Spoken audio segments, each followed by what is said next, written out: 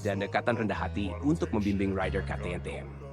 Dani Pedrosa, salah satu pembalap penguji terbaik di MotoGP, terus memainkan peran penting dalam pengembangan KTM RC16.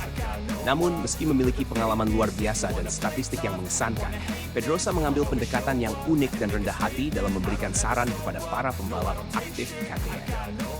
Legenda yang tetap bersahaja, dengan 299 start di Grand Prix, 54 kemenangan, serta 3 kali menjadi runner-up di MotoGP. Pedrosa adalah salah satu pembalap paling sukses dalam sejarah olahraga ini. Meski telah pensiun dari balapan penuh waktu, kemampuan balapnya tetap terlihat tajam.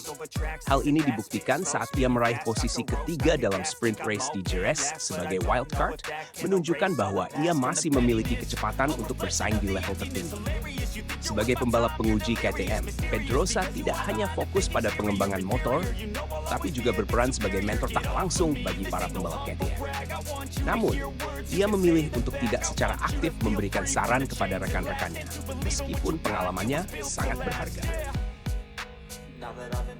Mengapa Pedrosa enggan memberikan tips langsung? Dalam wawancaranya dengan MotoGP.com, Pedrosa menjelaskan alasannya mengadopsi pendekatan konservatif dalam berinteraksi dengan para pembalap KTM. Ia percaya bahwa setiap pembalap memiliki gaya dan strategi perkembangan yang unik, yang sebaiknya tidak terlalu diintervensi. Sejujurnya, saya mencoba untuk tidak terlalu terlibat secara langsung, ungkap Pedrosa. Setiap pembalap itu spesial dengan caranya sendiri. Terkadang saya melihat hal-hal yang bisa diperbaiki, tetapi saya lebih memilih menyarankan secara halus jika benar-benar diperlukan. Pedrosa juga menekankan pentingnya waktu dan hubungan dalam memberikan masukan.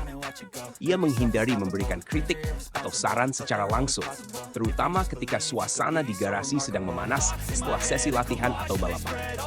Bahkan jika Anda dihormati oleh pembalap lain, Anda tetap membutuhkan kepercayaan mereka. Lanjutnya, saya lebih suka menunggu mereka bertanya atau meminta pendapat saya daripada memberikan saran tanpa diminta.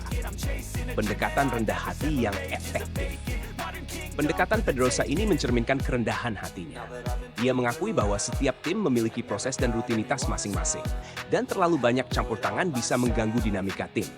Saya rasa tidak tepat untuk ikut campur secara aktif. Saya ingin tetap rendah hati dan membantu jika saya memang dibutuhkan, jelasnya. Alih-alih bersikap seperti guru, Pedrosa lebih memilih mengamati dari pit dan memberikan masukan jika diperlukan.